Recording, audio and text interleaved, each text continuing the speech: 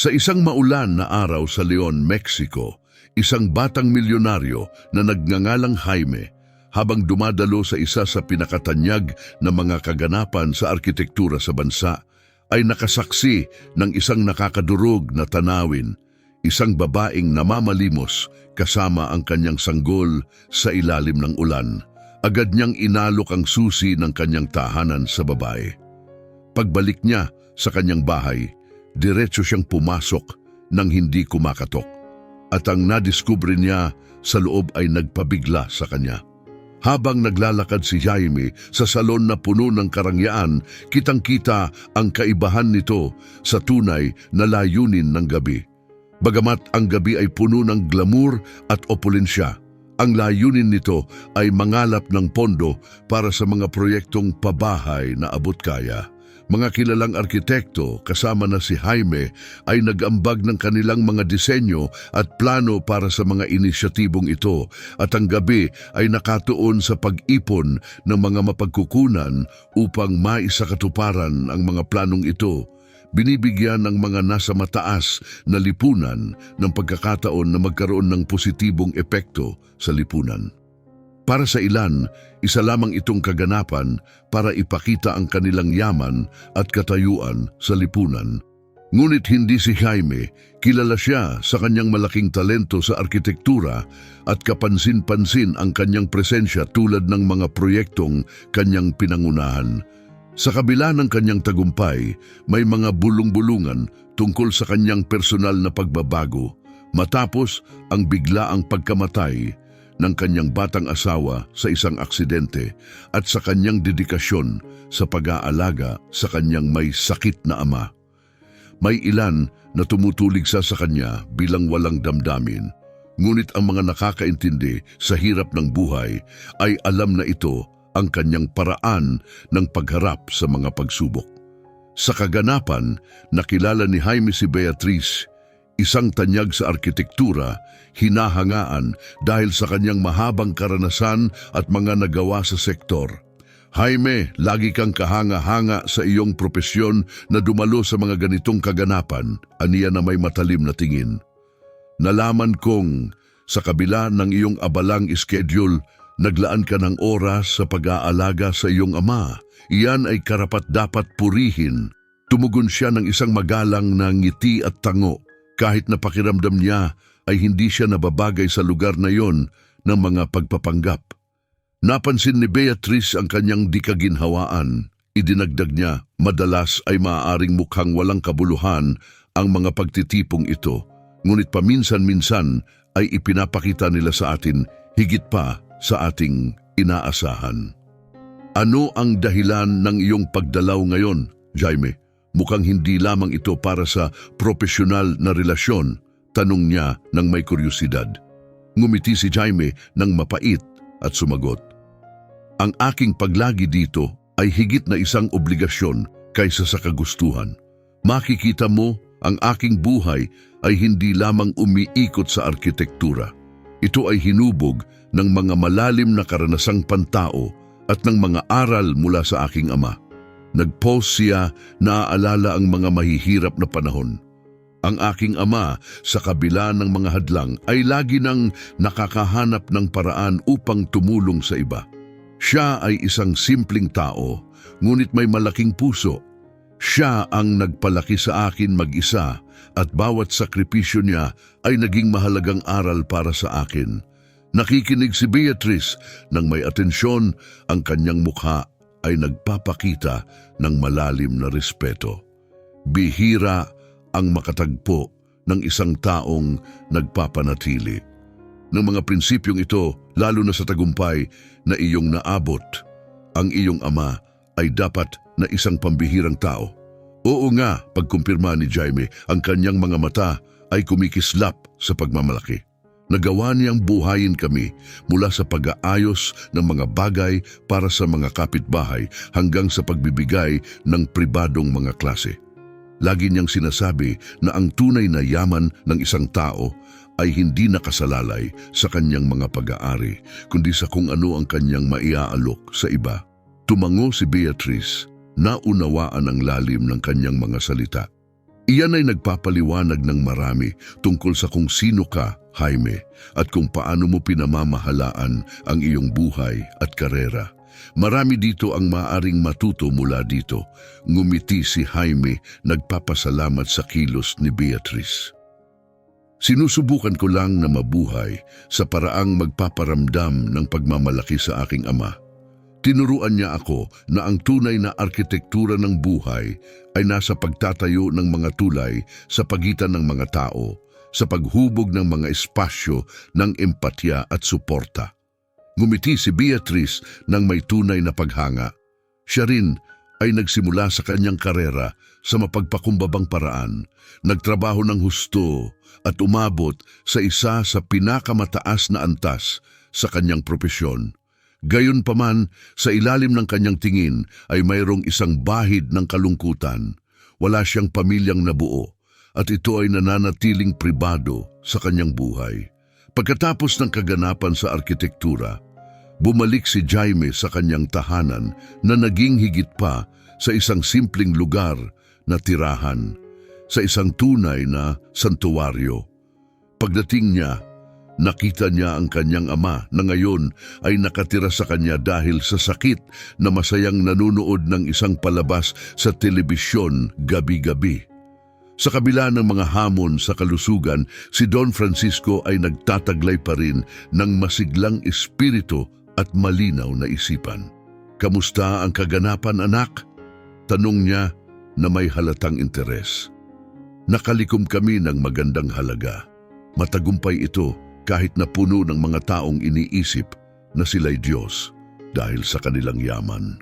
Nakipag-usap ako kay Beatrice tungkol sa kahalagahan ng ating trabaho sa komunidad, paliwanag ni Jaime na umupo sa tabi ng kanyang ama. Pagkatapos ng kanilang pag-uusap, tumayo si Jaime at nagtungo sa kusina. "Maghahanda ako ng pagkain. Gusto mo ba ng kahit ano?" tanong niya habang tumitingin pabalik. "Kahit ano, anak, huwag kang mag-abala para sa akin," sagot ng kanyang ama na may ngiting pasasalamat. Mamaya, habang tinutulungan niya ang kanyang ama na maghanda para matulog, ibinahagi ni Jaime ang kanyang mga plano para sa susunod na araw. "Tay, bukas ay kailangan kong magbiyahe para sa isang mahalagang pulong tungkol sa isang bagong proyekto. Aayusin ko ang lahat dito at dadaan si Mrs. Morata para tumingin sa iyo." Habang inaayos sa kama, tinitigan siya ng kanyang ama na may pagmamahal. "Mabuting anak ka, Jaime. Gawin mo ang kailangan mong gawin. Ipinagmamalaki kita." Si Don Francisco ay nakaharap sa maraming hamon sa nakaraan.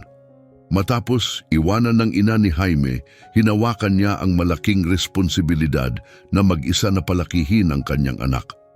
Sa kabila ng mga pinansyal na kahirapan, palaging inuna niya ang edukasyon ni Jaime na naniniwala na ito ang susi para sa isang maasahang hinaharap.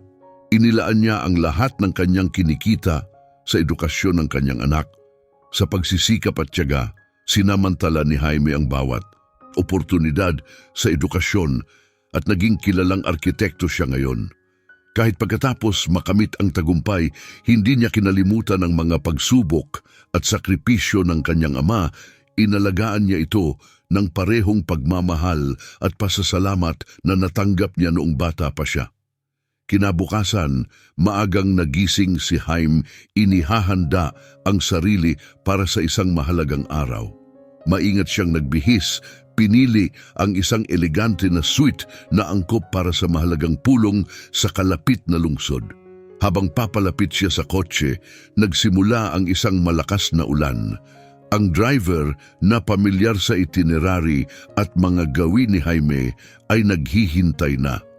"Mukhang magiging komplikado ang ating biyahe, sir," komento ng driver nang makita siyang papalapit. Ang trapiko sa kalapit na lungsod ay magulo dahil sa malakas na ulan. Dahan-dahang umusad ang sasakyan ni Jaime sa trapikong congested. Pinagmasdan niya ang ulan na tumatama sa salamin. Malalim ang iniisip tungkol sa pulong ng isang eksena sa tabi ng kalsada ang nakakuha ng kanyang pansin. isang babae, halatang isang pulubi na may hawak na bagong silang na sanggol. Desperadong sinusubukan na protektahan ito mula sa walang tigil na ulan. Ito ay isang imahe ng desperasyon at kahinaan na labis na nakakaantig kay Jaime. Walang pag-aalinlangan, sinabi niya sa driver, "Itigil mo ang kotse, pakiusap." Kailangan kong tulungan ang babaeng iyon. Ang driver, na alam ang awa ni Jaime sa mga nasa kalye, ay tumutol. "Pero sir, mababasa ka at masisira ang iyong suit. Mayroon pa tayong pulong na nakabinbin." Gayunpaman, matatag sa kanyang desisyon, sumagot si Jaime. "Hindi ako nababahala sa suit o sa pagiging huli. Kailangan ng babae at ng kanyang anak ng agarang tulong." Kasunod nito, binuksan niya ang pinto ng sasakyan at lumusong sa malakas na ulan. Habang lumalapit sa babae, inalok niya ang kanyang tulong. "Maaari ba kitang tulungan? Hindi kayo dapat naririto sa ilalim ng ulan. Mayroon ka bang mapupuntahan? Isang tirahan?" Ang babae, habang patuloy na pinoprotektahan ng kanyang anak sa ulan, ay sumagot ng mabilis, Wala kaming mapupuntahan." Hindi nagbibigay ng karagdagang detalye sa kanyang sitwasyon. Napukaw ng pangangailangan na kumilos, bumalik si Jaime sa kotse sa ilalim ng ulan at hiniling sa driver na buksan ang glove compartment. Doon niya kinuha ang isang bungkos ng susi. Bumalik siya sa tabi ng babae, nagpakilala ng mabilis at nagtanong, "Ano ang pangalan mo?" "Pepa," sagot niya habang lalo pang inilalapit ang kanyang anak upang protektahan mula sa ulan. "Pepa, binibigay ko sa iyo ang susi ng bahay ng aking ama. Malapit lang ito at kasalukuyan siyang nakatira sa akin, kaya walang tao sa bahay. Pwede kang manatili doon kasama ang iyong anak," paliwanag ni Jaime. Iniaabot ang bungkos ng susi sa kanya. "Kailangan ko nang umalis ngayon dahil nahuhuli na ako sa isang pulong, ngunit ihahatid kayo ng aking driver doon."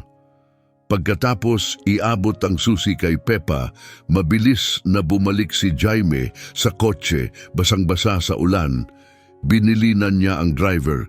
"Maglalakad na lang ako papunta sa pulong. Pakidala na lang sina Pepa at ang kanyang anak sa bahay ng aking ama na malapit lang.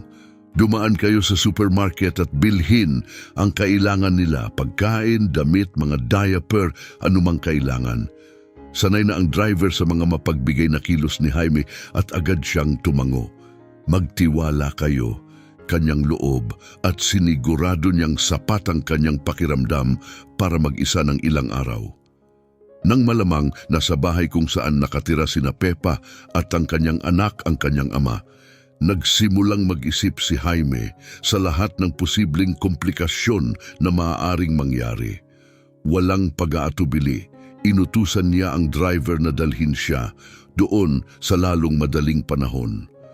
Habang mabilis na umaandar ang kotse, tumataas ang kanyang pagkabalisa. Nang sa wakas ay dumating siya sa bahay, nakita niyang bukas ang pinto at may ambulansyang nakaparada sa harap. Lumakas ang tibok ng puso niya nang makita ang kanyang ama na isinasakay sa isang stretcher. Tumakbo si Jaime papasok, pinangungunahan ng takot, sinusubukang alamin kung ano ang nangyari. Lumapit si Jaime sa mga paramedics para magpakilala at magtanong tungkol sa nangyari. "Anak niya ako, ano ang nangyari?" tanong ni Jaime na may halatang pag-aalala. Tumingin sa kanya ang doktor at kalmadong ipinaliwanag, "Ang iyong ama ay nagkaroon ng stroke. Buti na lang at narito ang iyong ina at agad siyang tumugon sa pamamagitan ng pagtawag ng ambulansya. Dahil sa kanya, nailigtas ang buhay ng iyong ama." Naramdaman ni Jaime ang halo-halong emosyon na sumasakop sa kanya.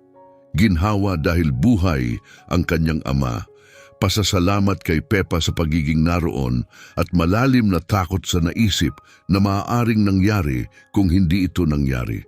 Sinamahan niya ang kanyang ama hanggang sa ambulansya, determinadong hindi siya pababayaan sa kritikal na sandaling ito. Bagamat nabigla, nakita niya ang doktor na isinakay ang kanyang ama sa sasakyan. Nang umalis ang ambulansiya patungo sa ospital, lumingon si Jaime patungo sa bahay, hinahanap sina Pepa at ang kanyang anak. Mabilis siyang naglakad patungo sa kanila, pinipilit itago ang kanyang nerbiyos pagkatapos ng pangyayari sa kanyang ama, ngunit halata pa rin ang pag-aalala sa kanyang mukha. Pepa, hindi ko alam kung paano ako magpapasalamat sa lahat ng ginawa mo. Akala ng doktor, ikaw ang aking asawa. Sabi ni Jaime, sinusubukan gumaan ng kapaligiran sa pamamagitan ng isang maliit na ngiti. Seryoso pero mahinahon ang tono ni Pepa sa pagsagot. Wala kang dapat pasalamatan, G. Jaime. Ginawa ko lang ang dapat gawin ng sinuman sa sitwasyong iyon. Habang pinagmamasdan ni Jaime ang mga simpleng pinamili ni Pepa, napansin niyang mga pangunahing pangangailangan lang ang kanyang kinuha. Nakita kong kumuha ka lang ng mga pangunahing bagay. Pwede kang kumuha pa ng iba. Hindi mo kailangang magtipid, sabi niya.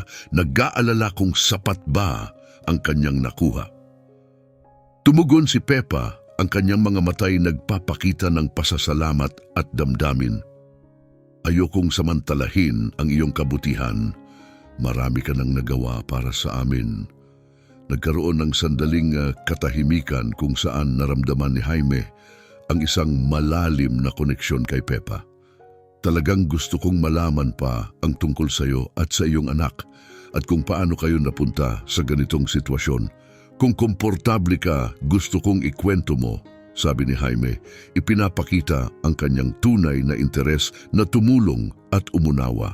Huminga ng malalim si Pepa, tila nag-iisip kung magkukwento ba siya. Tumingin siya sa kanyang anak pagkatapos ay kay Jaime at sinimulang ikwento ang kanyang buhay. Hindi ko nakilala ang aking ina, panimula niya, at lumaki ako sa isang amang tila estranghero. Madalas siyang uminom at halos hindi niya napapansin na naroon ako. Nakikinig si Jaime ng mabuti, napapansin ang katatagan sa boses ni Pepa. Lagi kong gustong mag-aral pero hindi ako pinayagan ng aking ama. Nagtatago ako para magbasa pagkatapos niyang makatulog, nangangarap ng ibang kinabukasan. Sandaling tumigil si Pepa, muling inaalala ang mga nakaraan. Habang lumilipas ang panahon, lalo lang lumalala ang sitwasyon. Lalong nalulubog ang aking ama sa kanyang adiksyon. Sinubukan kong tumulong pero walang saysay. Siya ay isang malupit na tao na kadalasan ay nakakatakot hanggang sa isang araw may nakilala akong isang tao. Patuloy niya. Mukha siyang perpekto, mabait. Nagkasama kami sandali hanggang sa ako'y nagdalang tao. Natakot ako, ngunit inisip kong magkakaroon na ako ng sariling pamilya. Isang buntong hininga ng sakit ang kumawala mula sa mga labi ni Pepa. Ngunit iniwan niya ako agad nang malaman niyang buntis ako. Umalis siya at hindi na muling nagpakita. Nagawa kong itago ang pagbubuntis ko ng ilang panahon pero nang malaman ito ng aking ama, nag-atubili si Pepa. Nagalit siya ng sobra. Hindi niya ako pinayagang magpaliwanag. Itinaboy niya ako palabas ng bahay. Paano ka nakaraos? Tanong ni Jaime, puno ng pag-aalala ang boses. Nagpalimos ako. Nagpalaboy-laboy ako sa mga kalye at nang ipanganak ko ang aking anak, mga kapwa ko palaboy ang tumulong sa amin. Takot na takot ako. Walang tiwala sa sinuman, ngunit kailangan kong maging matatag para sa aking anak. Pinagmasdan ni Jaime si Pepa. Nakikita hindi lamang ang sakit at takot sa kanyang ekspresyon, kundi pati na rin ang kahangahangang katatagan. Napakatatag mo, Pepa. Ang iyong kwento ay tunay na laban para sa kaligtasan. Nag-aalok si Pepa ng malungkot na ngiti. Wala akong ibang pagpipilian. Hindi ako mabait ang buhay, ngunit kailanman ay hindi ako susuko para sa aking anak. Handa akong harapin ang lahat muli. Wala akong masabi para pasalamatan ka sa lahat ng ito, sabi niya. Ang kanyang boses ay napuputol dahil sa damdamin. Sa pagkakita sa lahat ng mga libro ng iyong ama, pakiramdam ko ay nasa paraiso ako. Mahilig akong magbasa Ngunit hindi ako nagkaroon ng pagkakataon na magkaroon ng ganito karaming mga libro, sabi ni Pepa. Ngumiti ng mainit si Jaime bilang tugon. Maaari kang magbasa hanggat gusto mo, Pepa. Ituring mo ring iyo ang mga librong ito. Habang naghahanda siyang umalis, humarap si Jaime kay Pepa at iniabot ang isang sobre.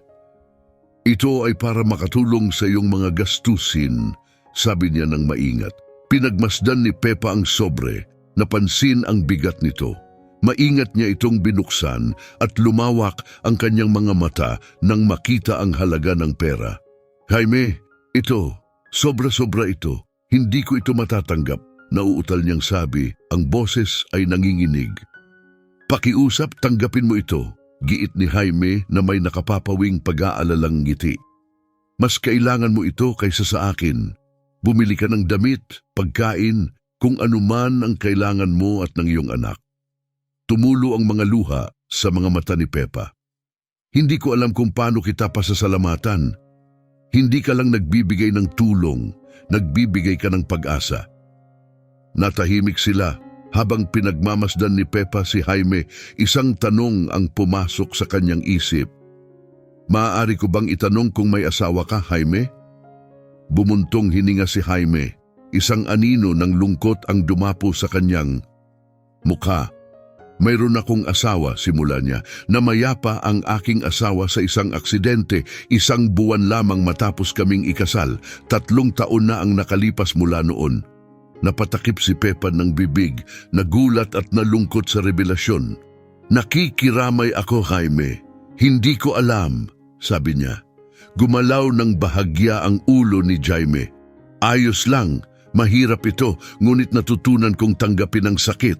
Hindi ito tuluyang nawawala, ngunit natututo tayong magpatuloy, tama? Tumango si Pepa, nakadama ng di inaasahang koneksyon kay Jaime sa pamamagitan ng kanilang magkatulad na karanasan sa sakit at pagbangon. Tumayo si Jaime, kinuha ang kanyang susi. Kailangan ko nang umalis ngayon, ngunit pakiramdam mo ay nasa bahay ka dito. Kung kailangan mo ng anuman, huwag kang mag-atubiling tawagan ako. Salamat, Jaime, sagot ni Pepa ng taos-puso, nagpapasalamat sa lahat. Tumango si Jaime, ang kanyang mga labi ay gumuhit ng malungkot na ngiti. Mag-ingat ka, Pepa, at huwag mong kalimutang hindi ka nag-iisa. Pagkasabi nito, umalis si Jaime. Iniwan si Pepa sa isang alon ng pasasalamat, pag-asa, at ang nakapagpapaligayang pakiramdam na hindi siya ganap na nag-iisa. Si Jaime naman, sa pag-uwi, ay nagmuni-muni tungkol sa kanilang pagkikita ni Pepa at sa kanyang nakakaantig na kwento. Kinabukasan, dumalaw siya sa kanyang ama sa ospital.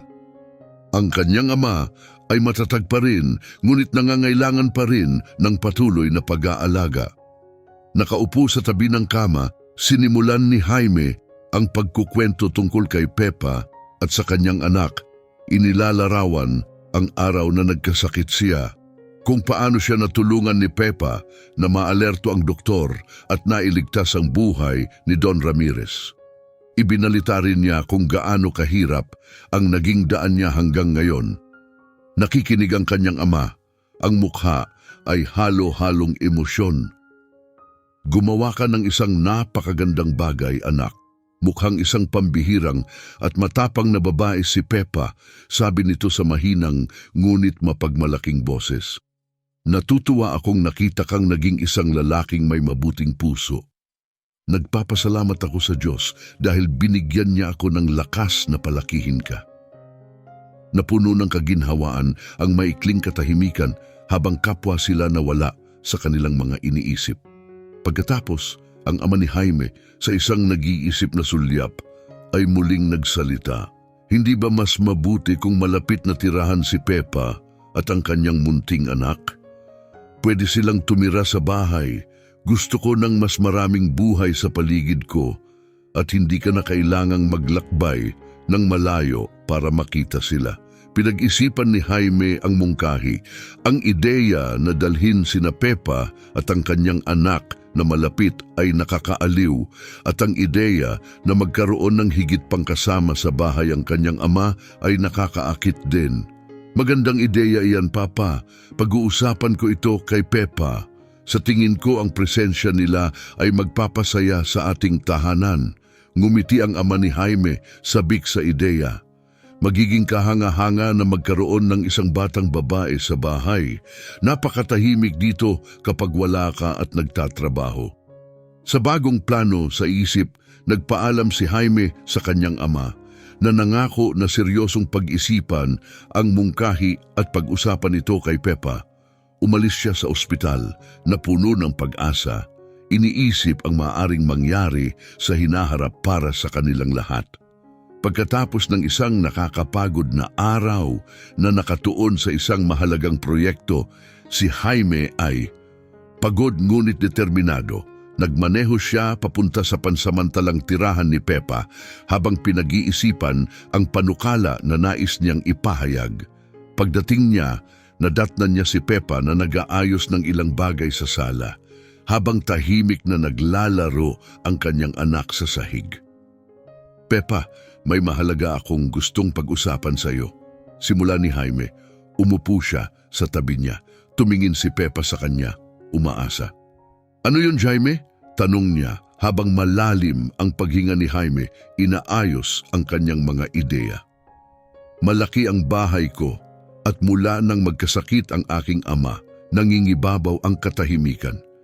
Mahilig siyang magbasa, katulad mo, at naisip kong baka mag-enjoy kayo sa isa't isa.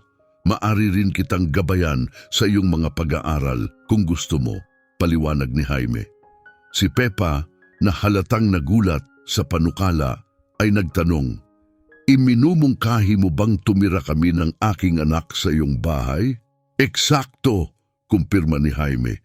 "Magiging maganda ang mayroon kayong presensya doon. Sa tingin ko, ito'y magiging kapaki-pakinabang para sa aking ama.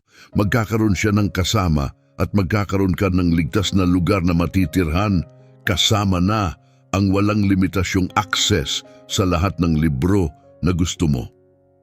Nanatiling tahimik si Pepa, pinagnilayan ang proposisyon. "Magiging kahanga-hanga yan, Jaime. Hindi ko alam kung paano kita pasasalamatan. Malaking tulong ito sa akin at sa aking anak at masaya ako na mapapalawak ko ang aking pag-aaral." Ngumiti si Jaime. Naramdaman niya ang ginhawa at kasiyahan sa kanyang pagtanggap. "Kung gayon, may kasunduan na tayo. Magpatuloy tayo sa ganitong paraan. Sa tingin ko ito ay magiging positibo para sa lahat." Nagpahayag ng pasasalamat si Pepa, tinanggap ang imbitasyon at nagmadaling nag-empake ng kanilang mga gamit ng kanyang anak. Pagkatapos, nagtungo sila sa bahay ni Jaime, puno ng pag-asa sa mga bagong oportunidad para sa pag-aaral at pag-unlad. Pagpasok nila, hindi maitago ni Pepa ang kanyang pagkamangha. "Kamangha-mangha, Jaime, ang ganda ng iyong bahay. Talagang mahusay ka bilang isang arkitekto," sabi niya habang hinahangaan ang lugar. Nagpasalamat si Jaime na may ngiti. "Salamat, Pepa. Sana ay maramdaman mo at ng iyong anak na komportable kayo dito." Sa mga sumunod na araw, lubos na lumakas ang ugnayan sa pagitan ni Pepa at ng Senyor Ramirez, ang ama ni Jaime. Mayroon siyang malawak na aklatan at masigasig niyang ipinakita kay Pepa ang mga aklat na itinuturing niyang pinakakawili-wili. "Humawak ng isang lumang aklat," sabi ng Senyor Ramirez. "Isa ito sa mga paborito ko noong kabataan ko. Sa tingin ko magugustuhan mo ito."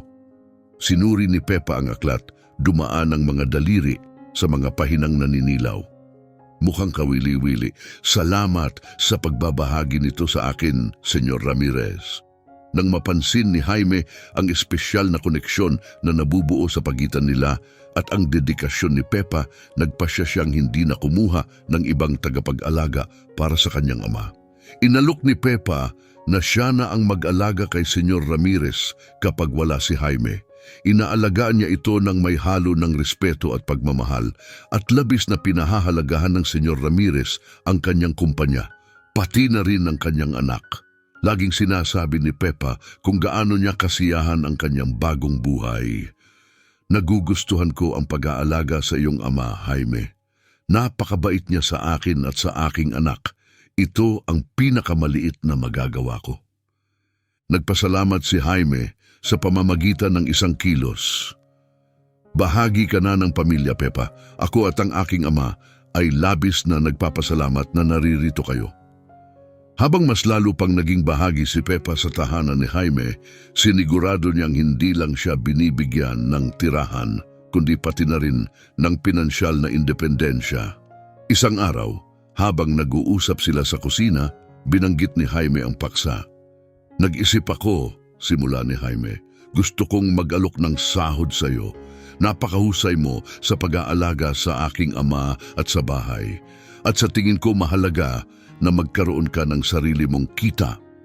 Nagulat si Pepa, tumingin siya kay Jaime.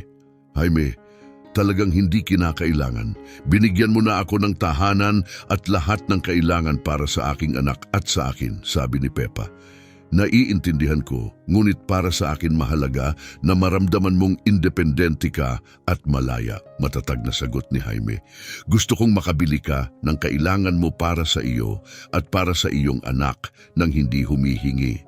Naiyak si Pepa, nakadama ng bugso sa kanyang lalamunan. Salamat Jaime, talagang malaki ang ibig sabihin nito para sa akin. Matagal na panahon na mula noong nakadama ako ng ganitong pagpapahalaga at kalayaan. Mula noon, nagsimula si Pepa na tumanggap ng regular na sahod mula kay Jaime, nararanasan sa unang pagkakataon sa mahabang panahon ang pinansyal na independensya. Bumibili siya ng damit para sa kanyang anak na babae, pumipili ng mga bagong libro na babasahin at nakakapag-ipon pa ng kaunting pera para sa hinaharap nang hindi nararamdaman na siya ay umaasa o nangangailangan ng pahintulot mula sa iba. Ang bagong kalayaang ito ay nagbigay liwanag sa mga mata ni Pepa na araw-araw ay lalong nagiging tiwala at kumpiyansa sa sarili. Ang kabutihan at respeto ni Jaime ay hindi lamang nagbigay sa kanya ng isang ligtas na tahanan, kundi pati na rin ng pagkakataon na muling itayo ang kanyang buhay ng may dignidad at independensya. Sa paglipas ng panahon, ang relasyon sa pagitan ni Jaime at Pepa ay lalong naging malapit at puno ng pagmamahal. Natutuwa si Jaime sa oras na ginugugol niya kasama si Clara, ang anak ni Pepa, at madalas niya silang isinasama sa mga pamamasyal. Sa mga sandaling ito, ibinabahagi niya ang kanyang hilig sa arkitektura, habang si Pepa naman ay tunay na interesado at masigasig na natututo sa bawat detalye. Naglalaan din si Pepa ng oras sa pagbabasa ng mga librong inirerekomenda ni Jaime na lalo pang nagpapatibay sa kanilang koneksyon. Unti-unti, ang kanilang pagmamahal ay naging mas malalim. Sa kaloob-looban, ramdam na ni Pepa na siya ay umiibig kay Jaime. Bagaman itinatago niya ang kanyang damdamin, hindi tiyak kung paano magpapatuloy. Isang araw, nakikipag-usap si Jaime sa kanyang ama tungkol sa kanyang mga damdamin. Nakaupo sila sa porch habang pinagmamasdan ang paglubog ng araw. Si Jaime ay buntong hininga. Papa, sa tingin ko umiibig ako kay Pepa, pag-amin niya. Sa unang pagkakataon sa maraming taon, nakaramdam si Jaime ng isang bagay na hindi niya maipaliwanag at hindi sigurado kung ano ang gagawin. Ang kanyang ama na may ngiti ng pag-unawa ay tumingin sa kanya at nagpayo. Anak, ang buhay ay masyadong maikli para puno ng pag-aalinlangan. Kung ang nararamdaman mo kay Pepa ay tunay, dapat mo siyang sabihan. Karapat-dapat kang maging masaya. Pinagnilayan ni Jaime ang mga salita ng kanyang ama. Sa tingin mo ba dapat kong gawin? Paano kung hindi niya ako mahal? Malalaman mo lang kung susubukan mo. Bukod dito, ang paraan ng pagtingin niya sa iyo ay nagsasabi na ng marami, giit ng kanyang ama. Hinihikayat ng payong ito, nagpasya si Jaime na kausapin si Pepa upang ibahagi ang kanyang damdamin at alamin kung ito ba ay pareho. Punong-puno ng nerbiyos at pag-asa ang kanyang puso. Pinagplanuhan niya kung paano niya ito sasabihin sa kanya. Umaasa na ang kanyang damdamin ay masuklian. Nang gabing iyon, habang natutulog si Clara, nasa sala si Pepa na abala sa pagbabasa. Lumapit si Jaime at umupo sa tabi niya. Ang puso niya ay mabilis na tumitibok. Binigyang pansin niya ang katahimikan sa pamamagitan ng mahinahon ngunit alanganing boses. Pepa, kailangan kong makipag-usap sa iyo tungkol sa isang napakahalagang bagay. Simula ni Jaime habang diretsyong nakatingin sa kanyang mga mata. Inilagay ni Pepa ang kanyang libro sa tabi at hinarap siya, buong atensyong nakikinig. Sige Jaime, ano yon? Habang humihinga ng malalim, hinanap ni Jaime ang lakas ng loob. Alam mo, kamakailan lang ay nagkaroon ako ng damdamin para sa iyo. Higit pa sa simpleng pagkakaibigan. Binigyan mo ng liwanag ang aking buhay at ang bahay na ito sa paraang hindi ko inasahan. Nag-aalala ako para sa iyo at kay Clara nang higit pa sa naisip kong posible. Ang mga salitang ito ay nagulat kay Pepa, nagpabilis ng kanyang puso at nagdulot ng matinding emosyon. Hinawakan ni Jaime ang kanyang kamay. Gusto kong nandito ako para sa inyo hindi lang bilang isang kaibigan kundi bilang isang taong tunay na nagmamalasakit. Gusto kong maging bahagi ng buhay ni Clara. Alagaan siya na parang sarili kong anak. Nagsimulang tumulo ang luha sa mga mata ni Pepa na antig sa katapatan ni Jaime. Napakalaki ng ibig sabihin nito para sa amin. Itinuturing ka na naming bahagi ng aming pamilya ni Clara. Mula noon, lalong tumibay ang relasyon sa pagitan ni Jaime at Pepa. Nang magsimula silang dumalo sa mga sosyal at profesional na mga kaganapan, iba-iba ang reaksyon ng mga tao. Ang ilan ay nagbibigay ng masasakit na komento, tinutukoy si Pepa bilang ang pulubi na tinulungan ni Jaime. Sa ilang lugar, hindi maiwasan ang mga mapanghusgang tingin at bulong. Gayunpaman, hindi pinapansin ni Jaime ang mga pintas na iyon, palaging sinusuportahan si Pepa na lalo pang nakadama ng seguridad at proteksyon sa kanyang tabi. Sa isang pagkakataon, sa isang marangyang cocktail party sa isang art gallery, lumapit sa kanila si Mrs. Beatrice, isang kilalang figura sa sosyal na bilog ni Jaime na may magalang na ngiti. Jaime, Pepa, nakakatuwang makita kayo rito. Narinig ko ang tungkol sa inyong relasyon at nais ko kayong batiin, sabi niya na may mapagkaibigang asal. Si Pepa, bagamat bahagyang nakakaramdam ng tensyon sa ilalim ng pagmamasid ni Beatrice, ay nagpasalamat sa mga salita. Mayroong kakaiba sa paraan ng pagtingin sa kanya ni Beatrice na nagpaparamdam sa kanya ng hindi komportable, ngunit pinilit niyang panatilihin ang kanyang pagkakalma. Patuloy na pinagmasdan siya ni Beatrice ng may kritikal na tingin at idinagdag, palaging magandang makakita ng bagong mga mukha sa aming mga pagtitipon. Pepa, meron kang natatanging aura, puna ni Ginang Beatrice nang may tono ng pag-apruba. Salamat Ginang Beatrice, magalang na tugon ni Pepa. Nang hindi nag-aatubili, idinagdag ni Beatrice, bago ko makalimutan, nais ko kayong anyayahan na maghapunan sa aking bahay sa susunod na linggo. Ito'y magiging isang karangalan para sa akin, sabi niya habang tinitingnan silang dalawa. Nag-atubili si Jaime sandali, nakadama siya ng isang moral na obligasyon na tanggapin ang imbitasyon kahit na hindi siya gaanong nasasabik sa ideya.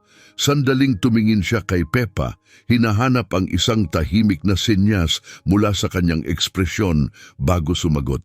Kami po'y darating, Ginang Beatrice. Lubos kaming nagpapasalamat sa inyong imbitasyon, sabi ni Jaime na may formal na ngiti. Ipinakita ni Beatrice ang kanyang kasiyahan sa kanilang pagtanggap. Nasasabik ako na kayo'y aking mapaparangalan. Magiging isang kahangahangang gabi ito. Kita-kits! Pagtatapos niya bago siya nagpaalam, iniwan sina Jaime at Pepa na mag-isa muli. Pagkaalis niya, agad na lumapit si Jaime kay Pepa. Umaasa ako na ayos lang sa iyo na tinanggap natin ito. Naisip kong ito ang tama, sabi niya, bahagyang nag-aalala. Tumango si Pepa, sumusuporta sa kanyang desisyon. Ayos lang, Jaime. Maaaring ito ay maging isang kawili-wiling karanasan, sagot niya. Sinisikap na ipakita ang optimismo. Patuloy silang nag-enjoy sa event, Bagaman ang paparating na hapunan sa bahay ni Beatrice ay patuloy na gumugulo sa kanilang isipan, nagdadala ng halo ng kuryosidad at pag-iingat. Nang dumating ang araw ng hapunan sa tirahan ni Ginang Beatrice, maingat na inihanda ni na Jaime at Pepa ang kanilang sarili para sa okasyon.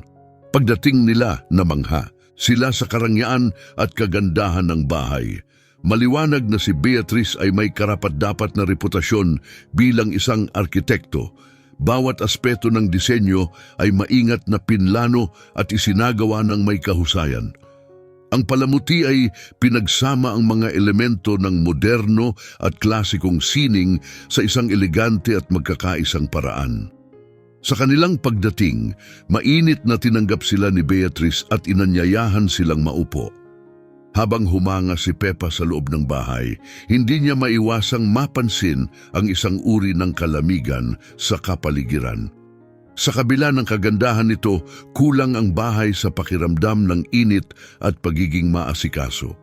Si Beatrice ay nag-iisa sa malawak na mansyon na ito at hindi nito na ipapadama ang sensasyon ng isang tahanan na puno ng kaligayahan. Napakagandang tirahan, Ginang Beatrice, banggit ni Pepa. Pinipilit na huwag ipakita ang kanyang impresyon tungkol sa atmosfera ng lugar. Salamat, Pepa. Naglaan ako ng maraming oras at pagsisikap sa bawat detalye. Tugon ni Beatrice na may bahid ng pagmamalaki. Patuloy na pinagmasdan ni Beatrice si Pepa na may tingin na tila may itinatago pa sa kanyang mga salita. Sa isang punto ng usapan, nagsimula siyang magbahagi ng mga aspeto ng kanyang personal na buhay. Ibinubunyag ang mga bahagi ng isang komplikadong nakaraan. Nabanggit niya kung gaano kahirap ang kanyang buhay kasama siya sa kanyang mga kabataan na nag-iwan ng pagkalito kay Jaime at Pepa tungkol sa tunay na motibo ng pagbubunyag na iyon. Nakaramdam si Jaime na mayroong higit pa sa ipinapahayag ng mga salita ni Beatrice, kaya hiniling niya na ipaliwanag niya ito ng mas detalyado. Ginang Beatrice, pasensya na sa aking pagkalito, ngunit maaari niyo bang sabihin sa amin kung ano talaga ang dahilan ng aming pagkakaroon dito ngayong gabi? Huminga ng malalim si Beatrice, tila naghahanda na ilantad ang isang lihim, at tumayo upang kumuha ng isang album ng mga larawan. Pagbalik niya sa mesa, binuksan niya ang album at ipinakita ang isang larawan ng kanyang sarili na halatang buntis, ilang taon na ang nakakaraan. Pinagmasdan ni na Jaime at Pepa ang larawan nang hindi maintindihan ang dahilan ng kanyang pagpapakita. Sino ang bata? Tanong ni Jaime, nagsisikap na unawain ang sitwasyon. Si Beatrice na may luha sa mga mata ay itinuon ng kanyang tingin kay Pepa. Ang bata ay ikaw, isiniwalat ni Pepa. Ang sorpresang ito ay lubos na ikinagulat ni na Jaime at Pepa. Lumipat si Pepa ng tingin sa pagitan ng larawan at kay Beatrice sinisikap na tanggapin ang bigat ng mga salitang iyon. Ako ba ang iyong anak? Tanong ni Pepa, ang kanyang boses ay nanginginig sa emosyon ng sandaling iyon. Ang balitang si Beatrice, ang kanyang ina, ay nagdulot ng malaking pagkabigla na bumalot sa atmosfera ng hapunan. Si Jaime na hindi makapaniwala ay nagtanong tungkol sa posibilidad. Parang hindi ka panipaniwala, Beatrice. Hindi kailanman nalaman ni Pepa kung sino ang kanyang ina. Paano ka nakakasiguro na siya nga ang iyong anak? Si Pepa, na sinusubukang iproseso pa rin ang paghahayag, ay salit-salitang tumitingin kay Jaime at kay Beatrice na walang makitang mga salita upang ipahayag ang kanyang nararamdaman. Ang ideya na ang babae sa harap niya ay maaring maging kanyang ina ay isang bagay na hindi niya kailanman naisip na posible. Si Beatrice, na halatang emosyonal, ay nagsimulang ikwento ang kanyang istorya. Noong kabataan ko, nakilala ko ang ama ni Pepa. Sa kabila ng kanyang mga problema sa alak, tila isang mabuting tao siya. Nagkaroon kami ng relasyon at ako ay nabuntis. Ngunit pagkatapos ng kapanganakan ni Pepa, siya ay lubos na nagbago. Naging agresibo siya at sa araw na lumabas kami sa ospital, dinala niya si Pepa. Nawala siya na parang bula. Lahat sa mesa ay maingat na nakikinig habang nagpapatuloy si Beatrice. Ginawa ko ang lahat upang mahanap siya. Umupa ako ng mga detective, gumastos ng isang kayamanan, ngunit parang sila ay naglaho sa hangin. Walang mga pahiwatig na magtuturo sa akin patungo sa aking anak. Si Pepa, na nakikinig sa bawat salita, ay nakakaranas ng halo-halong emosyon. Ang galit sa kawalan ng kanyang ina sa kanyang buhay ay nahalo sa pag-unawa sa paghihirap at kawalan ng pag-asa na hinarap ni Beatrice. Kaya ang lalaking nagpalaki sa akin ay nagtangay sa iyo? Tanong ni Pepa na may nanginginig na boses sa laki ng naturang paghahayag. Tumango si Beatrice habang tumutulo ang luha sa kanyang mga pisngi. Oo, Pepa. Inagaw niya ang pinakamahalaga sa aking buhay at nagugol ako ng maraming taon sa paghahanap sa iyo na bigatan ng pighati. Si Pepa, na labis pa ring nabibigatan ng balita, ay matamang tumingin kay Beatrice at nagtanong, "Paano ka nakakasiguro na ako ang iyong anak? Bakit ngayon lang?" Si Beatrice, na may mukhang nagpapakita ng kaluwagan at sakit, ay sumagot. Nang unang makita kita sa event kasama si Jaime, may kung ano sa loob ko ang gumalaw, isang intuisyon na hindi ko maaaring balewalain. Bukod pa rito, may marka ka sa kamay, kaparehas ng sa akin. Iyon ang huling pisikal na tanda na naaalala ko tungkol sa iyo. Nagtapos si Beatrice, ang kanyang boses ay nauutal dahil sa emosyon. Pagkatapos ng araw na iyon, nakipag-ugnayan ako sa isang investigador na aking matagal ng katrabaho upang alamin ang lahat tungkol sa iyo. Sa wakas ay nagtugma ang mga piraso ng palaisipan. Nakilala nila ang iyong ama na nalubog sa alak sa isang kalye, halos anino na lang ng dati niyang sarili. Nilapitan siya ng detektib, inalok ng mas maraming alak at doon siya nagsimulang magsalita. Ibinunyag niya. Ang lahat detalyadong inilahad kung paano kanya inagaw mula sa aking tabi. Hindi kanya opisyal na inirehistro upang maiwasan ang pagkadiskubre. Namuhay siya ng lubos na nagtatago. Binubura ang anumang bakas na maaaring magdala sa akin sa iyo. Nakikinig si Pepa ng tahimik, sinisip-sip ang bawat salita at detalye. Para bang unti-unting naiangat ang belo sa kanyang buhay, natutuklasan ang mga nakatagong katotohanan na hindi niya kailanman inakalang posible. Nabuhay ako sa pagtatago, natatakot na mabisto, at itinago niya ako sa dilim na iyon, komento ni Pepa na nauunawaan ang laki ng sinasabi ni Beatrice. Si Jaime, na unang tumingin kay Pepa at pagkatapos ay kay Beatrice, ay nagpahayag ng kanyang pagkamangha. Hindi ka pani-paniwalang kwento, mahirap tanggapin ang lahat ng ito. Si Pepa, na ang boses ay nanginginig dahil sa emosyon, ay nagdagdag. Hindi ko kailanman naisip na maaaring mangyari ito sa aking buhay. Marami itong pinoproseso. Si Beatrice, na may mga matay na mumugto, ay tumango. Alam ko, mahal, ito ay isang pagkabigla para sa ating lahat. Pagkatapos ay idinagdag niya, sa kabila ng lahat ng ginawa niya, hiniling ko na dalhin ang iyong ama sa isang sentro ng suporta. Doon siya na-diagnose na may schizophrenia. Gugugulin niya ang natitirang araw doon. Si Jaime, na sinusubukang mas maunawaan ang sitwasyon, ay nagtanong, "Ginawa mo iyon kahit na matapos ang lahat ng ginawa niya sa iyo at kay Pepa?" Huminga ng malalim si Beatrice at sumagot, "Oo, sa kabila ng lahat, siya ay nananatiling tao at may sakit. Nararapat siyang kaawaan. Sa loob ng maraming taon, galit na galit ako sa kanya, ngunit ngayon na nakikita ko ang aking anak dito sa harap ko, ang saya na nadarama ko ay napakalaki. Ayaw ko nang magtanim ng sama ng loob mula ngayon." Tumingin si Pepa kay Beatrice, nakadama ng halo ng pasasalamat at pagkalito. "Salamat sa iyo, Beatrice. Sinusubukan ko pa ring unawain ang lahat, ngunit Pinasasalamatan kita sa pag-aasikaso mo sa kanya.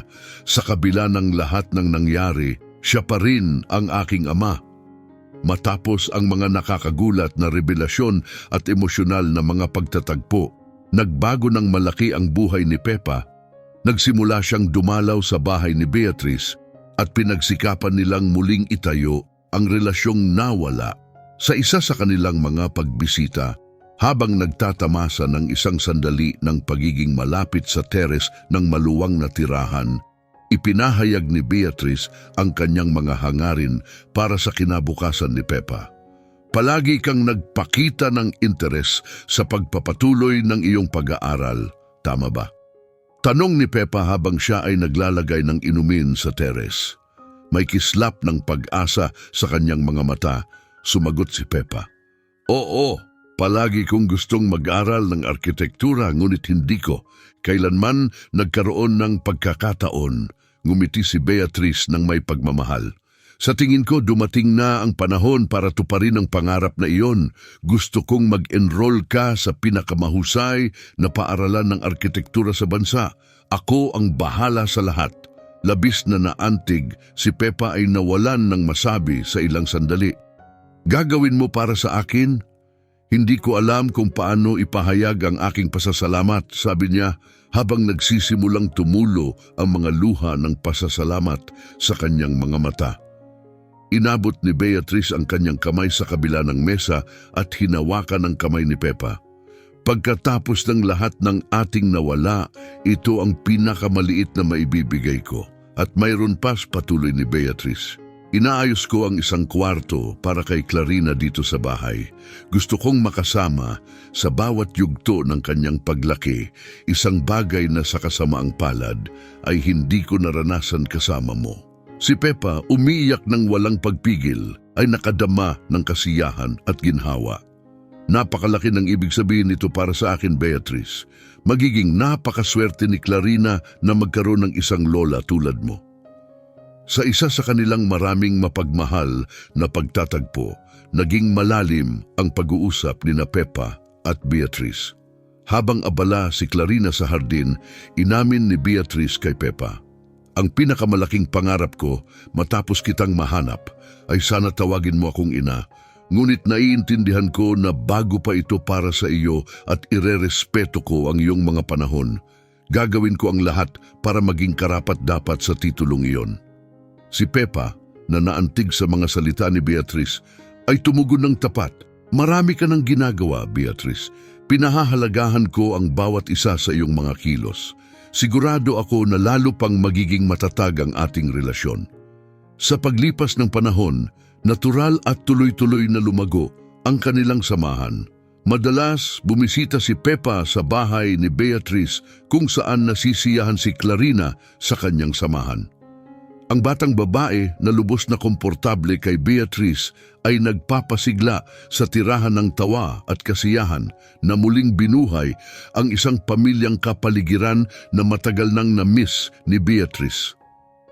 Pagkaraan ng ilang taon, habang naghahanda si Pepa para sa kanyang seremonya ng pagtatapos sa arkitektura, siya ay puno ng excitement. Nakalampas siya sa maraming hadlang at malapit na niyang ipagdiwang ang isang mahalagang tagumpay sa kanyang buhay. Ang seremonya ay pinagsama-sama ang mga guro, pamilya at kaibigan. Lahat ay naroon upang saksihan ang tagumpay ni Pepa. Habang naglalakad patungo sa entablado, siya ay nakaramdam ng pagmamalaki at pasasalamat.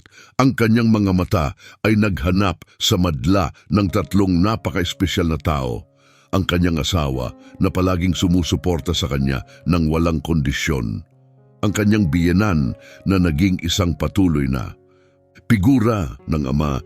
At siyempre si Beatrice, ang kanyang pangunahing suporta sa arkitektura. Habang umaakyat sa entablado, tumingin si Pepa sa mga dumalo at sinimula ng kanyang talumpati.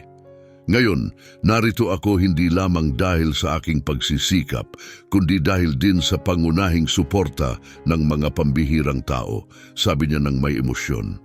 Ipinagpatuloy niya, ang aking asawa na palaging nasa tabi ko, tinutulak ako na habulin ang aking mga pangarap, ang aking biyenan na tinanggap ako bilang isang anak at nagbigay ng lakas sa pinakamahirap na mga sandali. Pagkatapos tumuon ang kanyang mga mata kay Beatrice at pagkatapos ng isang pause bago magpatuloy, sinabi, "At syempre ang aking mahal na ina Beatrice, Mama, binigyan mo ako ng higit pa sa pagkakataong mag-aral. Binigyan mo ako ng isang tahanan, pagmamahal at ang pamilya na lagi kong inasam." Ang mga salita ni Pepa ay umalingaw-ngaw sa lahat ng dumalo, ngunit lalo na kay Beatrice na hindi makapigil sa luha, tinakpan ang kanyang mukha ng mga kamay na antig nang marinig niyang tinawag siyang Mama ni Pepa. Sa pagtatapos ng kanyang talumpati, ang mga luha ay patuloy pa rin sa mukha ni Beatrice. Ang mga salita ni Pepa na kinikilala siya bilang kanyang ina ay tumama sa kanyang puso sa isang natatanging at malalim na paraan. Naramdaman niya ang isang alon ng pagmamahal, pasasalamat at malalim na katuparan, ang mahabang paghahanap, ang sakit ng paghihiwalay, at ang kawalan ng katiyakan ay napalitan ng isang sandali ng dalisay na kaligayahan at koneksyon. Pagkatapos ng seremonya, mabilis na lumapit si Beatrice kay Pepa. Nagyakapan sila ng mahigpit, isang yakap na nagsemento ng mga tao ng pagkakalayo at nagpatibay sa kanilang relasyon ng tuluyan. "Aking anak," bulong ni Beatrice, "napunan mo ako sa paraang hindi ko kailanman inakalang posible." Si Pepa, yumakap kay Beatrice, ay sumagot, "Mama, itinuro mo sa akin ang tunay na kahulugan ng pamilya at pagmamahal. Labis akong nagpapasalamat sa lahat." Magkahawak kamay silang lumabas mula sa seremonya ng pagtatapos. Pakiramdam ay nagbagong buhay at puno ng pag-asa para sa hinaharap. Naintindihan nila na mula sa sandaling iyon, ang kanilang mga buhay ay magiging mas masaya. Ang kanilang kwento ay isang malinaw na halimbawa na ang pagmamahal ng isang ina ay nalalampasan ang anumang hadlang at hindi sumusuko ang isang ina sa kanyang anak, anuman ang mga hamong ihain ng buhay. Kung nagustuhan mo ang kwentong ito, hinihikayat ka naming mag-like at mag-subscribe sa aming channel. Pinapayagan kami nitong patuloy na magbahagi ng mga nakakaantig na kwento ng regular. Huwag palampasin ang aming susunod na kwento na malapit nang lumabas sa iyong screen. Maraming salamat sa iyong suporta. Kita-kits ulit.